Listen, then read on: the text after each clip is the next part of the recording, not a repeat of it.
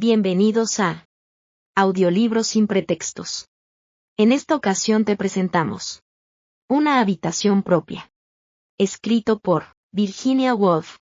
Capítulo 1 de Suscríbete para conocer todo el acervo que tenemos para ti. Que lo disfrutes. Capítulo 1. Pero, me diréis, le hemos pedido que nos hable de las mujeres y la novela. ¿Qué tiene esto que ver con una habitación propia? Intentaré explicarme.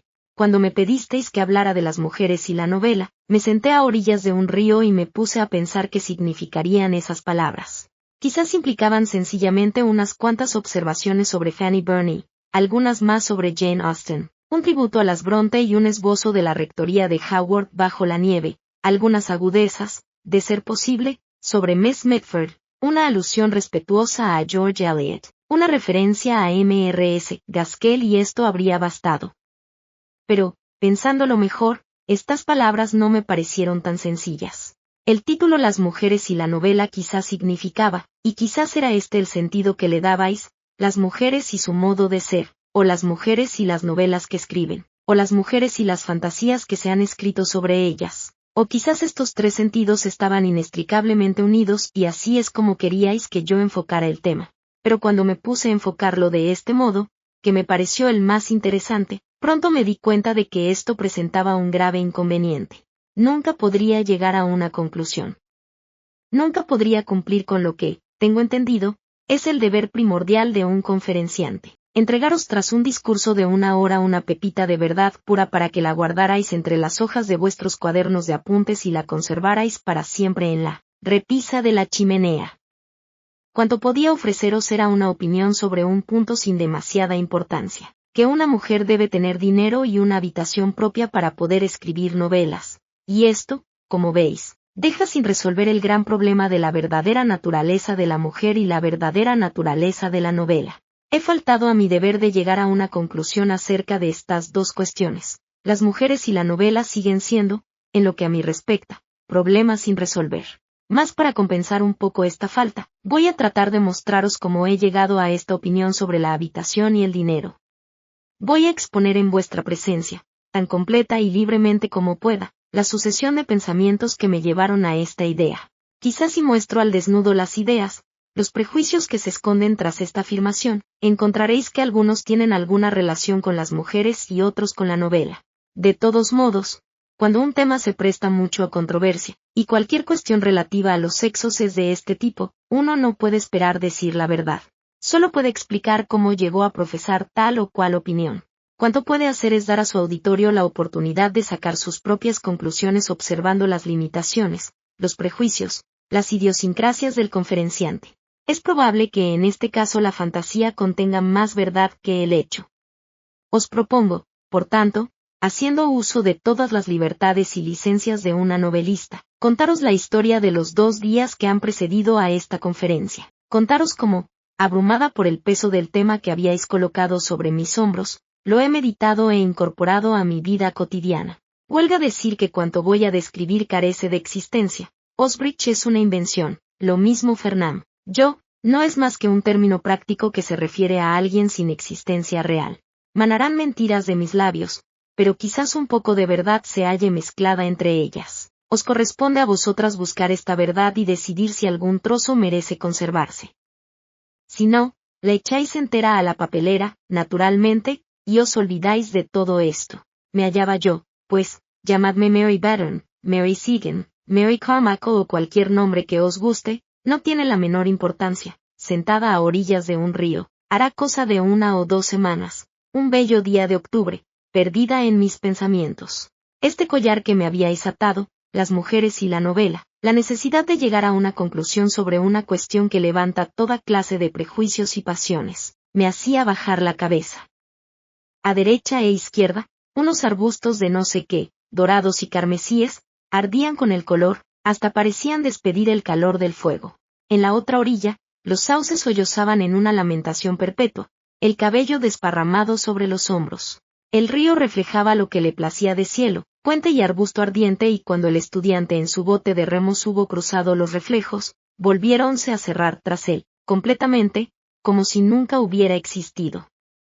uno hubiera podido permanecer allí sentado horas y horas, perdido en sus pensamientos. El pensamiento, para darle un nombre más noble del que merecía, había hundido su caña en el río. Oscilaba, minuto tras minuto, de aquí para allá, entre los reflejos y las hierbas, subiendo y bajando con el agua, hasta, ya conocéis el pequeño tirón, la súbita conglomeración de una idea en la punta de la caña, y luego el prudente tirar de ella y el tenderla cuidadosamente en la hierba. Pero, tendido en la hierba, qué pequeño, qué insignificante parecía este pensamiento mío. La clase de pez que un buen pescador vuelve a meter en el agua para que engorde y algún día valga la pena cocinarlo y comerlo.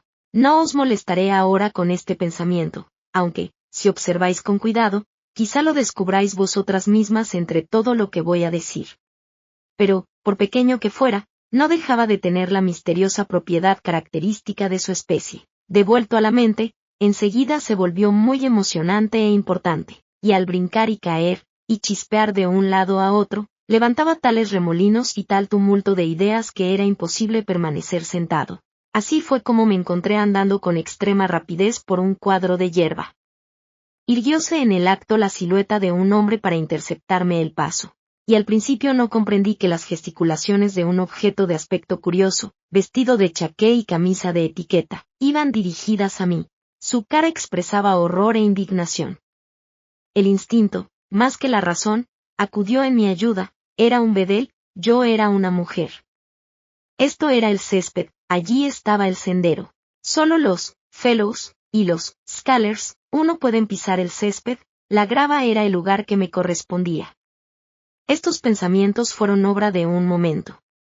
Al volver yo al sendero, cayeron los brazos del bedel, su rostro recuperó su serenidad usual, aunque el césped es más agradable al pie que la grava. El daño ocasionado no era mucho. El único cargo que pude levantar contra los F1 Fellow, título de ciertos miembros particularmente destacados del profesorado de un colegio universitario. Scholar, estudiante que por sus méritos ha recibido una beca especial de la universidad. Joes, y los Scholars de aquel colegio, fuera cual fuere, es que en su afán de proteger su césped, regularmente apisonado desde hace 300 años, habían asustado mi pececillo. ¿Qué idea fue la causa de tan audaz violación de propiedad? Ahora no puedo acordarme. El espíritu de la paz descendió como una nube de los cielos, porque si el espíritu de la paz mora en alguna parte es en los patios y céspedes de Osbridge en una bella mañana de octubre. Paseando despacio por aquellos colegios, por delante de aquellas salas antiguas, la aspereza del presente parecía suavizarse, desaparecer. El cuerpo parecía contenido en un milagroso armario de cristal que no dejara penetrar ningún sonido, y la mente, liberada de todo contacto con los hechos, a menos que uno volviera a pisar el césped, se hallaba disponible para cualquier meditación que estuviera en armonía con el momento. Por una de esas cosas, me acordé de un antiguo ensayo sobre una visita a Osbridge durante las vacaciones de verano y esto me hizo pensar en Charles Lamb. San Carlos, dijo Thackeray, poniendo una carta de Lamb sobre su frente. En efecto, de todos los muertos, os cuento mis pensamientos tal como me vinieron, Lamb es uno de los que me son más afines. Alguien a quien me hubiera gustado decir, cuénteme, pues, ¿cómo escribió usted sus ensayos? Porque sus ensayos son superiores aún, pese a la perfección de estos, a los de Max Beerbohm, pensé, por ese relampagueo de la imaginación desatada, ese fulgurante estallido del genio que los marca, dejándolos defectuosos, imperfectos, pero constelados de poesía. Lamb vino a Osbridge hará cosa de 100 años. Escribió, estoy segura, un ensayo, no caigo en su nombre, sobre el manuscrito de uno de los poemas de Milton que vio aquí. Era Lycidas quizás, y Lamb escribió cuanto le chocaba la idea de que una sola palabra de Lycidas hubiera podido ser distinta de lo que es. Imaginar a Milton cambiando palabras de aquel poema le parecía una especie de sacrilegio. Esto me hizo tratar de recordar cuanto pude de Lycidas y me entretuve haciendo conjeturas sobre qué palabras habría Milton cambiado y por qué. Se me ocurrió entonces que el mismísimo manuscrito que Lamb había mirado se encontraba solo a unos cientos de yardas, de modo que se podían seguir los pasos de Lamb por el patio hasta la famosa biblioteca que encierra el tesoro. Además, recordé, poniendo el plan en ejecución, también es en esta famosa biblioteca donde se preserva el manuscrito del Esmond de Thackeray. Los críticos a menudo dicen que Esmond es la novela más perfecta de Thackeray, pero la afectación del estilo, que imita el del siglo XVIII, estorba, me parece recordar, a menos que el estilo del siglo XVIII le fuera natural a Thackeray, cosa que se podría comprobar examinando el manuscrito y viendo si las alteraciones son de estilo o de sentido. Pero entonces uno tendría que decidir qué es estilo y qué es significado, cuestión que. Pero me encontraba ya ante la puerta que conduce a la biblioteca misma. Sin duda la abrí, pues instantáneamente surgió, como un ángel guardián, cortándome el paso con un revoloteo de ropajes negros en lugar de alas blancas, un caballero disgustado, plateado, amable, que en voz queda sintió comunicarme, haciéndome señal de retroceder, que no se admite a las señoras en la biblioteca más que acompañadas de un fellow o provistas de una carta de presentación. Que una famosa biblioteca haya sido maldecida por una mujer es algo que deja del todo indiferente a una famosa biblioteca, venerable y tranquila, con todos sus tesoros encerrados a salvo en su seno, duerme con satisfacción y así dormirá, si de mí depende, para siempre. Nunca volveré a despertar estos ecos, nunca solicitaré de nuevo esta hospitalidad, me juré bajando furiosa las escaleras. Me quedaba todavía una hora hasta el almuerzo. ¿Qué podía hacer?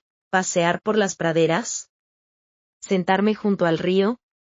Era realmente una mañana de otoño preciosa. Las hojas caían, rojas, lentas, hasta el suelo. Ni una cosa ni otra hubiera sido un gran sacrificio. Pero alcanzó mi oído el sonido de la música. Se estaba llevando a cabo algún servicio o celebración. El órgano se quejó con magnificencia cuando crucé el umbral de la capilla. Hasta la tristeza del cristianismo sonaba en aquel aire sereno más como el recuerdo de la tristeza que como verdadera tristeza. Hasta los lamentos del órgano antiguo parecían bañados de paz.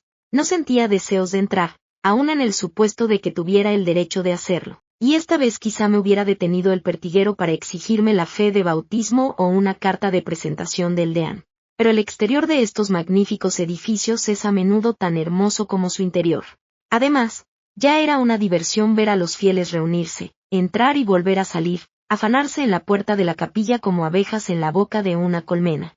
Muchos llevaban birrete y toga, otros unos trozos de piel en los hombros, algunos entraban en cochecillos de inválido, otros, aunque apenas de edad madura, parecían arrugados y aplastados en formas tan singulares como los cangrejos de mar y de río que se arrastran dificultosamente por la arena de los acuarios. Me apoyé en la pared, diciéndome que la universidad era un santuario donde se preservaban tipos extraños que no tardarían en pasar a la historia si se les dejaba en la acera del Strand para que lucharan por la existencia. Acudieron a mi mente viejas historias de viejos decanos y viejos profesores, pero antes de que reuniera bastante valor para silbar, solían decir que al oír un silbido un viejo catedrático echaba inmediatamente a galopar. La venerable asamblea desapareció, dentro de la capilla. Su exterior estaba intacto. Como sabéis, de noche pueden verse, iluminados y visibles desde millas y millas de distancia por encima de los montes, sus altos domos y pináculos, siempre viajando y nunca llegando a puerto, como barco en la mar.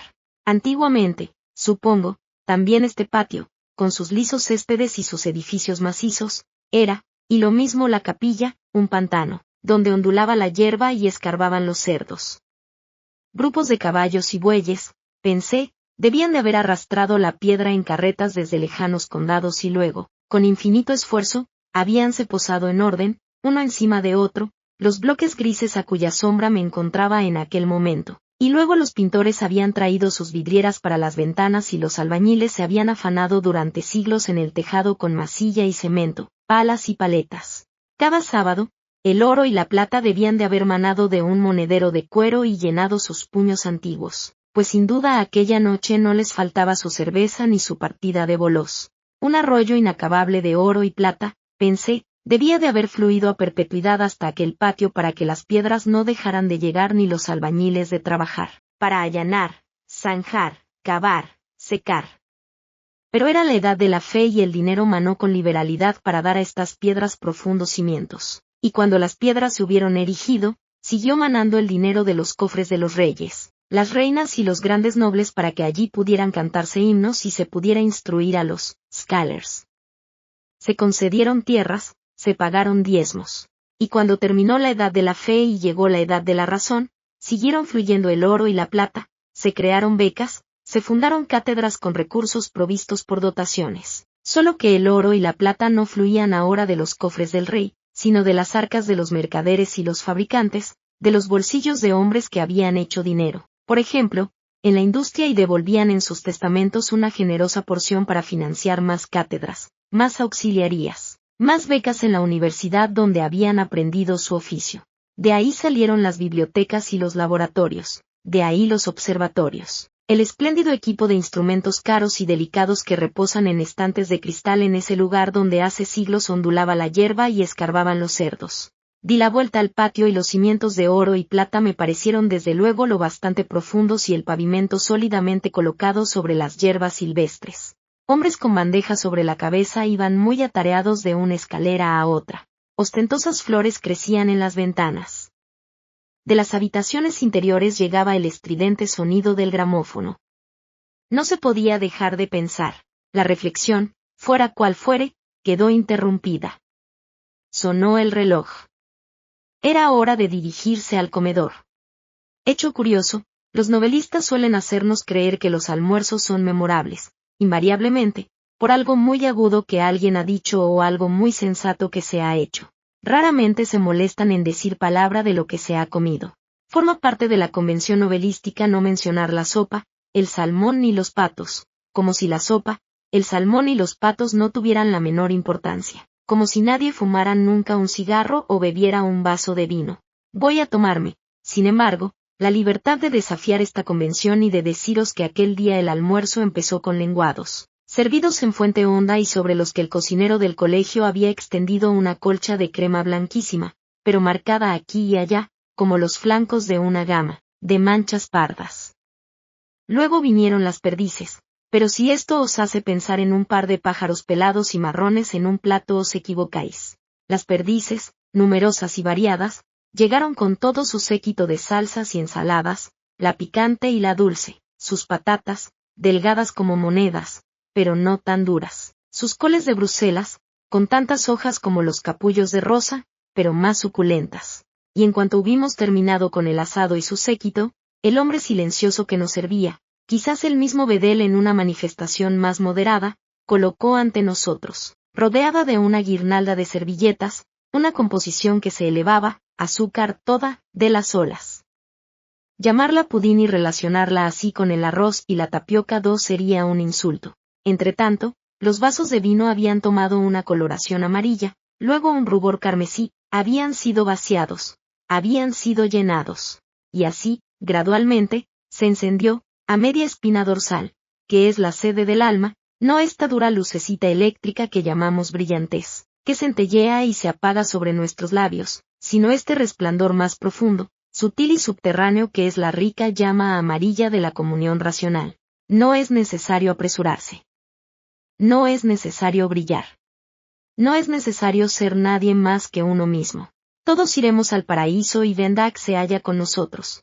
En otras palabras, qué agradable le parecía a uno la vida, qué dulce sus recompensas, qué trivial este rencor o aquella queja, qué admirable la amistad y la compañía de la gente de su propia especie mientras encendía alusión a uno de los postres ingleses más corrientes y modestos. Un buen cigarrillo y se hundía en los cojines de un sillón junto a la ventana. Si por suerte hubiera habido un cenicero a mano, si a falta de él uno no hubiera tenido que echar la ceniza por la ventana, sin duda no hubiera visto un gato sin cola. La visión de aquel animal abrupto y truncado cruzando suavemente el patio con su andar acolchado cambió para mí, por una carambola de la inteligencia subconsciente, la luz emocional. Era como si alguien hubiera dejado caer una sombra. Quizás el excelente vino del Rin estaba aflojando su presa. Lo cierto es que, viendo al gato detenerse en medio del césped como si también él se interrogara sobre el universo, me pareció que faltaba algo, que algo era diferente. Pero que faltaba, que era lo que era diferente, me pregunté a mí misma, escuchando la conversación. Y para contestar aquella pregunta, tuve que imaginarme a mí misma fuera de aquella habitación, de nuevo en el pasado, antes de la guerra, y colocar ante mis ojos la imagen de otro almuerzo celebrado en habitaciones no muy distantes de aquellas, pero diferentes. Todo era diferente.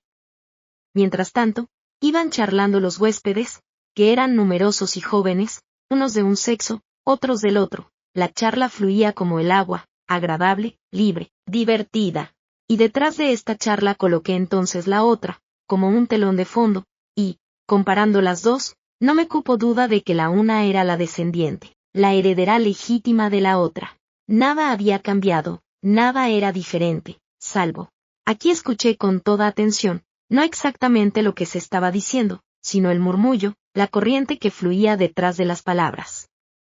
Sí, era eso, allí estaba el cambio. Antes de la guerra, en un almuerzo como este, la gente hubiera dicho exactamente las mismas cosas, pero hubieran sonado distintas, porque en aquellos días las acompañaba una especie de canturreo, no articulado, sino musical, emocionante, que cambiaba el valor mismo de las palabras. ¿Hubiera podido ponerle letra a aquel canturreo?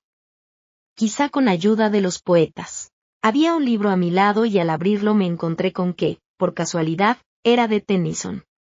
Y he aquí que Tennyson cantaba. There has fallen a splendid tear, from the passion flower at the gate. She is coming, my dove, my dear. She is coming, my life, my fate. The red rose cries, she is near, and the white rose weeps, she is late. The larkspur listens, I hear, and the lily whispers, I wait. 3:3 ha caído una espléndida lágrima de la pasionaria que crece junto a la verja. Está en camino, mi paloma, mi amor, está en camino, mi vida, mi destino.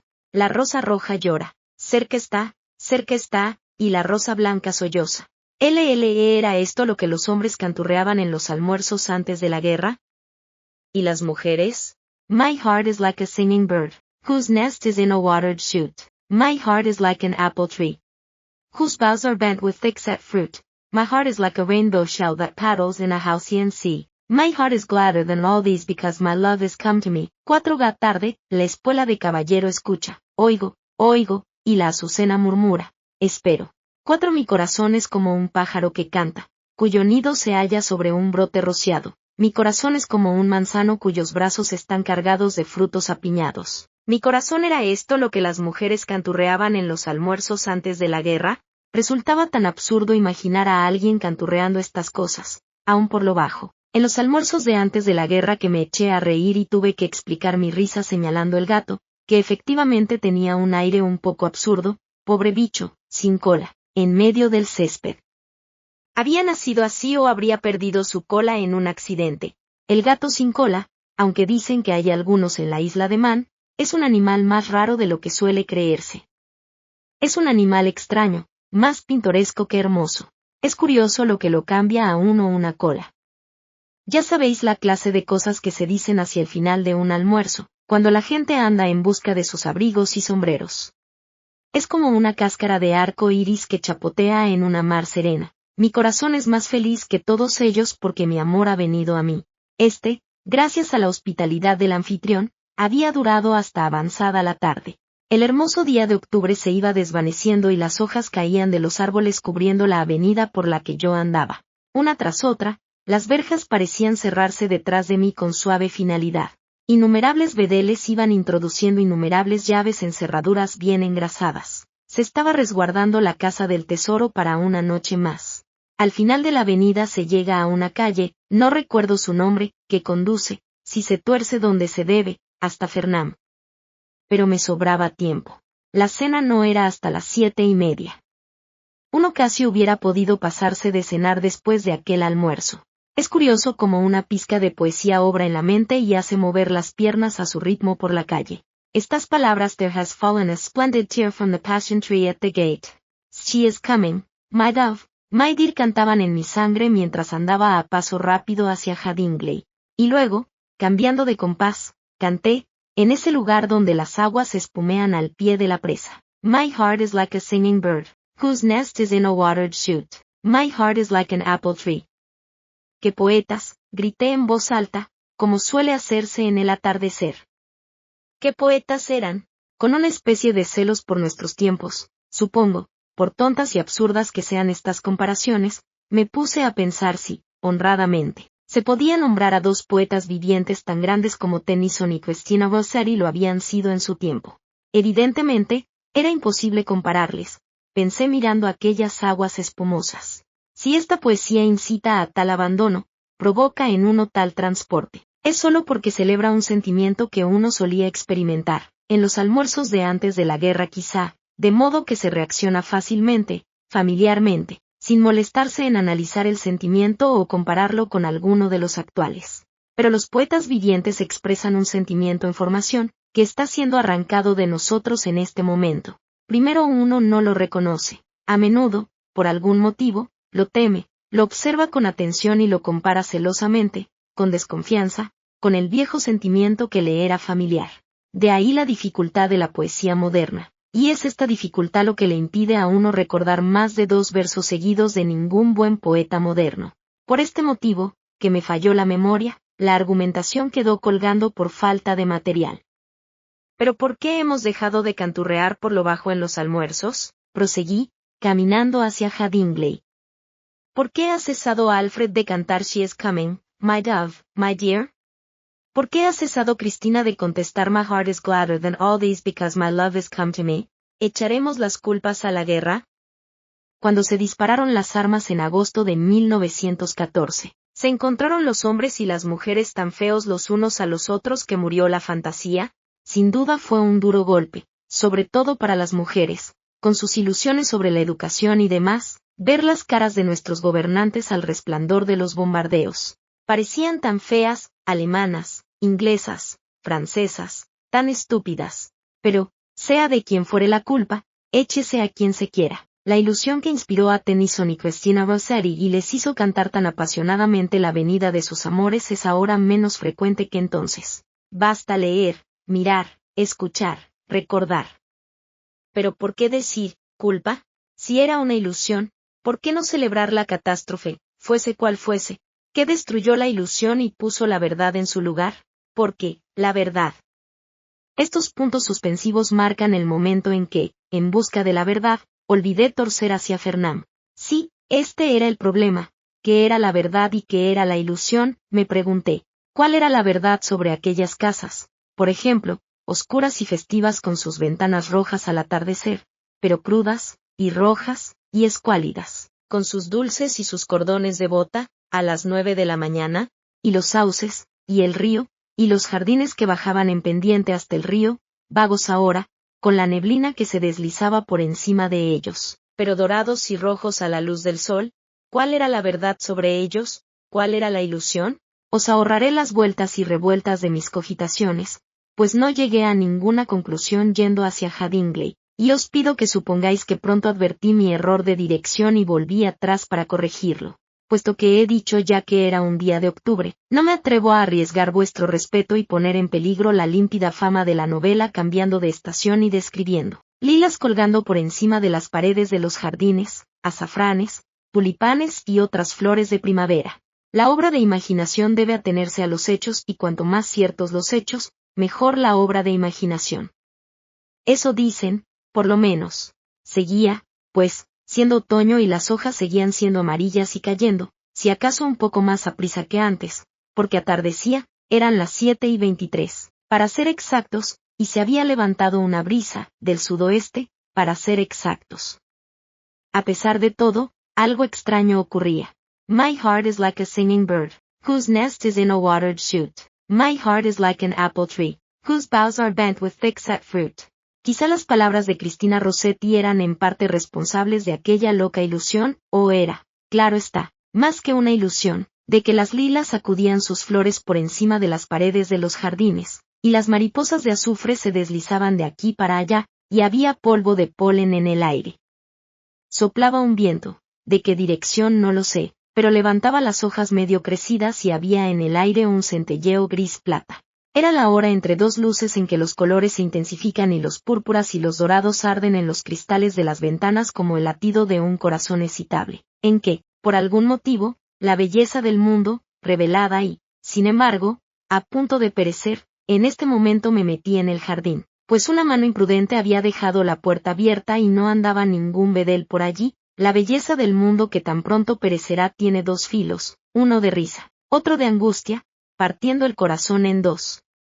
Los jardines de Fernand se extendían ante mí en el crepúsculo primaveral, silvestres y abiertos, y los narcisos y las campanillas salpicaban la alta hierba, cuidadosamente desparramados, no muy ordenados quizás en sus días mejores, agitados ahora por el viento, tirando de sus raíces. Las ventanas del edificio se encorvaban como las de un barco entre generosas olas de ladrillo rojo, mudando de limón al plateado al paso de las rápidas nubes de primavera. Había alguien en una hamaca, alguien, pero en aquella luz todo eran fantasmas, medio adivinados, medio visibles, que huían por la hierba. ¿No iba alguien a detenerla? Y luego apareció en la terraza, quizá para respirar el aire, para echar una mirada al jardín, una silueta encorvada, impresionante y, sin embargo, humilde, con una ancha frente y un vestido raído. Sería quizá la famosa erudita J. H. En persona, todo era sombrío y, sin embargo, intenso, como si el pañuelo que el atardecer había echado sobre el jardín lo hubiera rasgado en dos, una estrella o una espada, el relámpago de una realidad terrible que estalla, como ocurre siempre, en el corazón de la primavera. Porque la juventud, aquí estaba mi sopa. Estaban sirviendo la cena en el gran comedor. Lejos de ser primavera, era en realidad una noche de octubre. Todo el mundo estaba reunido en el gran comedor. La cena estaba lista. Aquí estaba mi sopa. Era un simple caldo de carne. Nada en ella que inspirara la fantasía. A través del líquido transparente hubiera podido verse cualquier dibujo que hubiera tenido la vajilla. Pero la vajilla no tenía dibujo. El plato era liso. Luego trajeron carne de vaca con su acompañamiento de verdura y patatas. Trinidad casera que evocaba ancas de ganado en un mercado fangoso y pequeñas coles rizadas con bordes amarillentos, y regateos y rebajas, y mujeres con redes de comprar un lunes por la mañana. No había motivo para quejarse de la comida cotidiana del género humano, puesto que la cantidad era suficiente y sin duda alguna los mineros tenían que contentarse con menos. Siguieron ciruelas en almíbar con flan, y si alguien objeta que las ciruelas, aún mitigadas por el flan, son una legumbre ingrata, fruta no lo son, llenas de hilos como el corazón de un avaro, y que resuman un líquido como el que sin duda corre por las venas de los avaros que durante 80 años se han privado de vino y calor, sin embargo, no han dado nada a los pobres. Debe pensar que hay gente cuya caridad alcanza hasta la ciruela. Sirvieron luego galletas y queso y circuló con liberalidad el jarro del agua, pues las galletas son secas por naturaleza y estas eran galletas hasta lo más hondo de su ser. Eso fue todo. La cena había terminado. Todo el mundo se levantó arrastrando su silla. La puerta de golpe osciló violentamente hacia adelante y hacia atrás. Pronto se hizo desaparecer del comedor todo rastro de comida y, sin duda, se lo dispuso para el desayuno de la mañana siguiente. Por los corredores y las escaleras se fue la juventud inglesa, dando portazos y cantando. Correspondía a un huésped, a una extraña, pues no tenía más derecho de estar allí en Fernham que en Trinity, Somerville, Chirton, Niem o Christchurch. Decir, la cena no era buena, o decir, nos hallábamos ahora, Mary Sigen y yo, en su salita. ¿No hubiéramos podido cenar aquí a solas? Decir algo así hubiera sido fisgonear y tratar de enterarse de las economías secretas de aquella casa, que ante un extraño presenta una cara tan agradable de buen humor y coraje. No, no se podía decir nada por el estilo. Y la conversación, por un momento, languideció. La constitución humana siendo lo que es, corazón, cuerpo y cerebro mezclados, y no contenidos en compartimentos separados como sin duda será el caso dentro de otro 1.000.000 de años. Una buena cena es muy importante para una buena charla. No se puede pensar bien, amar bien, dormir bien, si no se ha cenado bien. La lámpara de la espina dorsal no se enciende con carne de vaca y ciruelas pasas. Todos iremos probablemente al cielo y Vendac se halla, confiamos, entre nosotros, esperándonos a la vuelta de la esquina. Este es el estado de ánimo dudoso y crítico que la carne de vaca y las ciruelas pasas, tras un día de trabajo, engendran juntas. Felizmente, mi amiga, que era profesora de ciencias, guardaba en un armario una botella rechoncha y unos vasitos, pero hubiéramos tenido que empezar con lenguado y perdices, de modo que pudimos acercarnos al fuego y reparar algunos de los daños del día. Al cabo de un minuto más o menos, nos deslizábamos fácilmente por entre todos estos objetos de curiosidad e interés que se forman en la mente durante la ausencia de una persona determinada y que se discuten naturalmente al volverla a ver, que si fulano se ha casado, sutano no, fulano piensa esto, mengano lo otro, el uno ha mejorado increíblemente, el otro, por extraordinario que parezca, se ha echado a perder. Y pasamos luego a estas especulaciones sobre la naturaleza humana y el carácter del mundo sorprendente en que vivimos, que son la consecuencia natural de estos comienzos. Mientras decíamos estas cosas, sin embargo, fui dándome cuenta tímidamente de que una corriente surgida por su propia voluntad iba arrastrando la conversación hacia un fin determinado.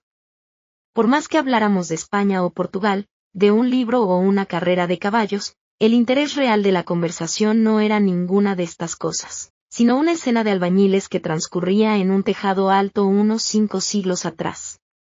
Reyes y nobles traían tesoros en enormes sacos y los vaciaban en la tierra. Una y otra vez esta escena cobraba vida en mi mente y se colocaba junto a otra en que figuraban unas vacas delgadas y un mercado fangoso, y verduras pasadas, y corazones fibrosos de ancianos. Estas dos imágenes, aunque descoyuntadas, sin conexión y absurdas, no cesaban de encontrarse y de combatirse y me tenían por completo a su merced. Lo mejor, para que no se deformara toda la conversación, era exponer al aire lo que tenía en la mente y con un poco de suerte se marchitaría y se convertiría en polvo como la cabeza del difunto rey cuando habían abierto su ataúd en Windsor. Brevemente, pues, le hablé a Miss Siggen de los albañiles que habían estado trabajando todos aquellos años en el tejado de la capilla y de los reyes, reinas y nobles cargados de oro y plata que echaban a paladas en la tierra. Y le conté que más tarde habían venido los grandes magnates de nuestro tiempo y habían enterrado cheques y obligaciones donde los otros habían enterrado lingotes y toscos pedazos de oro. Todo esto se halla enterrado debajo de los colegios de la otra parte de la ciudad, dije, pero debajo del colegio en que nos encontramos ahora. ¿Qué hay debajo de sus valientes ladrillos rojos y de la hierba sin cuidar de sus jardines? ¿Qué fuerza se esconde tras la vajilla sencilla en que hemos cenado y, esto se me escapó antes de que pudiera impedirlo, tras la carne de vaca, el flan y las ciruelas pasas? Hacia el año 1860, dijo Mary Siggen. Oh, pero ya conoces la historia, dijo, aburrida, supongo, del recital. Y me contó que habían alquilado habitaciones. Habían reunido comités. Habían escrito sobres. Habían redactado circulares. Habían celebrado reuniones. Habían leído cartas. Fulano prometía tanto, en cambio el señor tal no quería dar ni un penique. La Saturday Review había sido muy descortés. ¿Cómo recaudar fondos para unas oficinas? ¿Organizaríamos una tómbola? ¿No podríamos encontrar a una chica bonita que se sentara en la primera fila? Miremos qué dice John Stuart Mill de la cuestión. ¿Podría alguien persuadir al director de que publique una carta? Quizá Lady accedería a firmarla. Lady está fuera de la ciudad. Así es como se hacían las cosas hace 60 años. Era un esfuerzo prodigioso que costaba horas y horas. Y fue solo tras una larga lucha y las peores dificultades que lograron reunir 30.000 libras. 5 salta pues a la vista. 5, nos dicen que deberíamos pedir cuando menos 30.000 libras. No es una gran suma, teniendo en cuenta que no va a haber más que dijo Mary, que no tenemos para vino ni perdices, ni criados que nos lleven las bandejas encima de la cabeza. No podemos tener sofás ni habitaciones individuales. Las amenidades, dijo citando un pasaje de algún libro, tendrán que esperar. 6 pensando en todas estas mujeres que habían trabajado año tras año y encontrado difícil un colegio de este tipo para toda la Gran Bretaña, Irlanda y las colonias y lo fácil que resulta recaudar inmensas sumas para escuelas de varones. Pero si se considera que son poquísimos quienes desean que se instruya a las mujeres, es una buena cantidad. Lady Stephen, Emily Davies and Girton College. Cada penique que logró ahorrarse se guardó para las obras de construcción y tuvieron que dejarse para más tarde las amenidades. R. Strachey, The Cause. Reunir 2.000 libras y no habían logrado recaudar, como gran máximo, más que 30.000, prorrumpimos en ironía sobre la pobreza reprensible de nuestro sexo. ¿Qué habían estado haciendo nuestras madres para no tener bienes que dejarnos? ¿Empolvarse la nariz? ¿Mirar los escaparates? ¿Lucirse al sol en Montecarlo? Había unas fotografías en la repisa de la chimenea. La madre de Mary, si es que la fotografía era de ella, quizás había sido una juerguista en sus horas libres. Su marido, un ministro de la iglesia, le había dado 13 hijos. Pero en tal caso su vida alegre y disipada había dejado muy pocas huellas de placer en su cara. Era una persona corriente, una vieja señora con un chal de cuadros abrochado con un gran camafeo, Estaba sentada en una silla de paja e invitaba a un sabueso a mirar hacia la máquina, con la mirada divertida y, sin embargo, cansada de alguien que sabe por seguro que el perro se moverá en cuanto se haya disparado la bombilla. Ahora bien, si hubiera montado un negocio, si se hubiera convertido en fabricante de seda o magnate de la bolsa, si hubiera dejado 200 o 300,000 libras a Fernand, aquella noche hubiéramos podido estar sentadas confortablemente y el tema de nuestra charla quizás hubiera sido arqueología, botánica, antropología, física, la naturaleza del átomo, matemáticas, astronomía, relatividad o geografía. Si por fortuna Mrs. Seton y su madre y la madre de ésta hubieran aprendido el gran arte de hacer dinero y hubieran dejado su dinero, como sus padres y sus abuelos antes que estos, para fundar cátedras y auxiliarías, y premios, y becas apropiadas para el uso de su propio sexo, quizás hubiéramos cenado muy aceptablemente allí arriba un ave y una botellita de vino, quizás hubiéramos esperado, sin una confianza exagerada, disfrutar una vida agradable y honorable transcurrida al amparo de una de las profesiones generosamente financiadas. Quizás en aquel momento hubiéramos estado explorando o escribiendo, vagando por los lugares venerables de la tierra, sentadas en contemplación en los peldaños del Partenón o yendo a una oficina a las 10 y volviendo cómodamente a las 4:30 para escribir un poco de poesía. Ahora bien, si Mrs. Seton y las mujeres como ella se hubieran metido en negocios a la edad de 15 años, este era el punto flaco del argumento, no hubiera existido. ¿Qué pensaba Mary de esto?, pregunté. Allí entre las cortinas estaba la noche de octubre, con una estrella o dos enganchada en los árboles amarillentos. Estaba Mary dispuesta a renunciar a la parte que de aquella noche le correspondía y al recuerdo, porque habían sido una familia feliz, aunque numerosa, de los juegos y las peleas allá en Escocia, lugar que nunca cesaba de alabar por lo agradable de su aire y la calidad de sus pasteles, para que de un plumazo le hubieran llovido a Fernand 50,000 libras.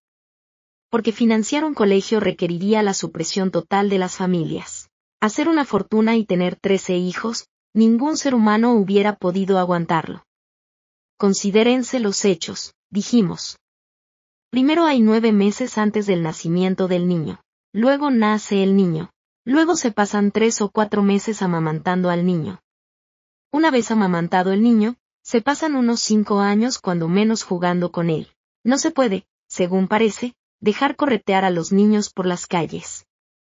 Gente que les ha visto vagar en Rusia como pequeños salvajes dice que es un espectáculo poco grato. La gente también dice que la naturaleza humana cobra su forma entre el año y los 5 años. Si Mrs. Seton hubiera estado ocupada haciendo dinero, dije, ¿dónde estaría tu recuerdo de los juegos y las peleas? ¿Qué sabrías de Escocia, y de su aire agradable, y de sus pasteles, y de todo el resto?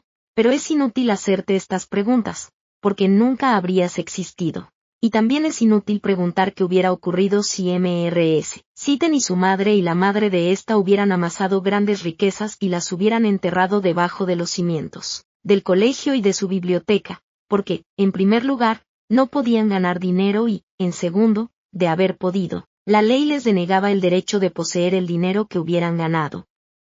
Hace solo 48 años que Mrs. Seton posee un solo penique propio, porque en todos los siglos anteriores su dinero hubiera sido propiedad de su marido, consideración que quizás había contribuido a mantener a Mrs. Seton y a sus madres alejadas de la bolsa.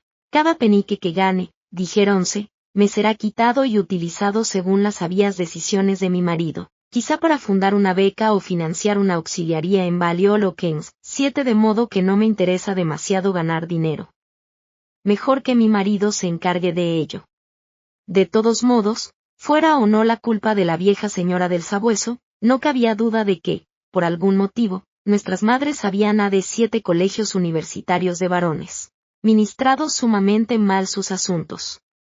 Ni un penique para dedicar a amenidades, a perdices y vino, bedeles y céspedes, libros y cigarros puros, bibliotecas y pasatiempos. Levantar paredes desnudas de la desnuda tierra es cuanto habían sabido hacer. Así hablábamos, de pie junto a la ventana, mirando, como tantos millares miran cada noche, los domos y las torres de la famosa ciudad extendida a nuestros pies. Yacía muy hermosa, muy misteriosa bajo el claro de luna otoñal. Las viejas piedras parecían muy blancas y venerables. Uno pensaba en todos los libros juntados allá abajo, en los cuadros de viejos prelados y hombres famosos que colgaban en las habitaciones artesonadas, en las ventanas pintadas que sin duda proyectaban extraños globos y medias lunas en las aceras, en las fuentes y la hierba, y en las habitaciones tranquilas que daban a los patios tranquilos. Y, perdóneseme el pensamiento, pensé también en el admirable fumar y la bebida, y los hondos sillones, y las alfombras agradables, en la urbanidad, la genialidad, la dignidad, que son hijas del lujo, del recogimiento y del espacio. Desde luego nuestras madres no nos habían proporcionado nada por el estilo, nuestras madres que se habían visto negras para reunir 30,000 libras, nuestras madres que habían dado 13 hijos a ministros de la iglesia de St. Andrews. Así es que volví a mi fonda y, andando por las calles oscuras, medité sobre esto y aquello como suele hacerse tras un día de trabajo.